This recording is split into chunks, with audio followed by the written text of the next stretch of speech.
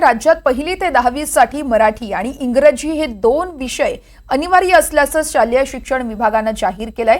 राज्य शैक्षणिक संशोधन आणि प्रशिक्षण परिषदेनं जाहीर केलेल्या अभ्यासक्रमाच्या मसुद्यात मराठी भाषेला डावललं जात असल्यानं राज्यभरातून मसुद्यावर जोरदार टीका होऊ सुरू आहे। या पार्श्वभूमीवर आता भाषा विषयांसाठी बदल करण्यात आलाय। 10वी पर्यंत मराठी आणि इंग्रजी विषय अनिवार्य करण्यात आले।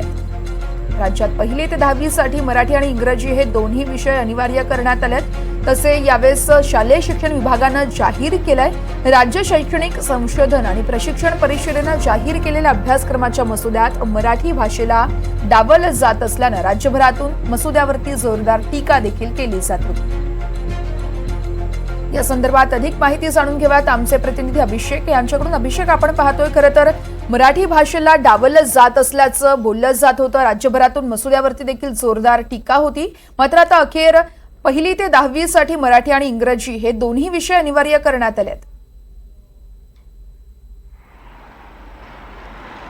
बरोबर आहे वर्षा, साधारणपणे यामध्ये बघायचं तर हे दोन्ही जे विषय आहेत ते अतिशय महत्त्वाचे असे मानले जातात।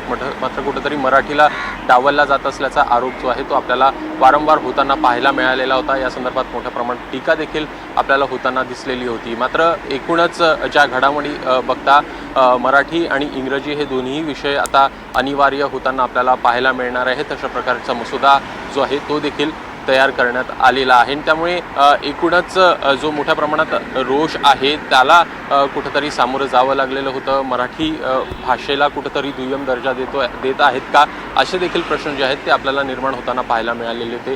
आता प्रामुख्यानं यामध्ये जर का बघायचं तर जे मंत्री दीपक केसरकर आहेत त्यांनी देखील या संदर्भात वारंवार स्पष्टीकरण दिलेलं होतं। एकूण जो मसुदा आहे त्यामध्ये कुठेतरी दुय्यम स्थान जे आहे ते मराठीला देण्यात येईल नाही। एकूण मराठी संदर्भात देखील धोरण जे आहे ते निश्चित केलं जाईल आणि तशाच प्रकारे आता मसुदा जे आहे ते आपल्याला समोर येताना पाहायला मिळतोय, ज्यामध्ये दोन्ही भाषा ज्या आहेत त्या अनिवार्य होताना दिसणार आहेत। निश्चितच अभिषेक, खूप धन्यवाद तुम्ही दिलेल्या सविस्तर माहितीसाठी। या संदर्भातले प्रत्येक अपडेट तुमच्याकडून जाणून घेत राहू।